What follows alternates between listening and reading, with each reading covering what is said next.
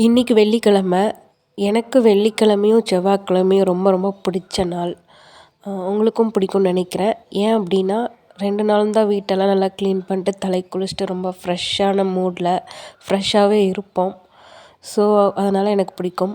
நான் ஒரு பக்கம் வெளியே போயிருந்தேன். அங்கே ஒரு ஹோட்டல் இருக்குது. ஹோட்டல்னால் வீட்லேயே வச்சு சாப்பாடு செஞ்சு கொடுக்குறாங்க. அங்கே 50 ரூபாய்க்கு இந்த ஒயிட் ரைஸ் வந்து எப்பயுமே கொடுப்பாங்க. ரொம்ப ஒர்த்தாக இருக்கும். நான் எப்பயாச்சும் ஒரு 1.5 மாதத்துக்கு ஒருக்கா வாங்கி சாப்பிடுவேன். சாப்பிட தோணும். அங்கே கொடுத்தது பார்த்திங்கன்னா சாம்பார், புளிக்குழம்பு, பொரியல், ரசம், மோர். இதெல்லாம் 50 ரூபாய்க்கு செம்ம ஒர்த்து தானே. உங்கள் ஊர்லலாம் இது எவ்வளோ ரேட்டுக்கு கொடுக்குறாங்கன்னு சொல்லுங்கள். அப்புறம் எனக்கு ஏன் அப்படி தோணுதுன்னா, நான் பொதுவாக யார் வீட்லேயும் போய் சாப்பிட மாட்டேன். அம்மா வீட்டில் கூட சரி, அம்மா வீட்டில் அதாவது கூட பிறந்த வீட்டில் யார் வீட்லேயும் சாப்பிட்றதில்ல.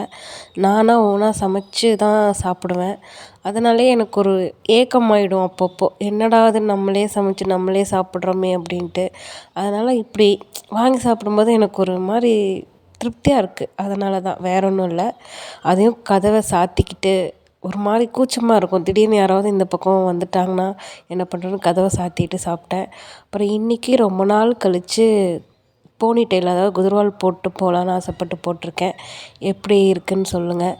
அப்புறம் என்னுடைய சேனல் பிடிச்சிருந்தா கண்டிப்பாக சப்ஸ்கிரைப் பண்ணுங்கள். உங்கள் கருத்துக்களை கமெண்ட் பண்ணுங்கள். அப்புறம் நான் யார், எப்போ இருந்து வேலைக்கு போகிறேன், என்னுடைய சைல்டுஹுட் ஸ்டோரி என்ன அப்படின்றது ஒரு லாங் வீடியோவாக போட்டு இந்த வீடியோ கீழே கொடுத்துருக்கேன். கண்டிப்பாக போய் பாருங்கள். ரொம்ப இன்ட்ரெஸ்டிங்காக இருக்கும்.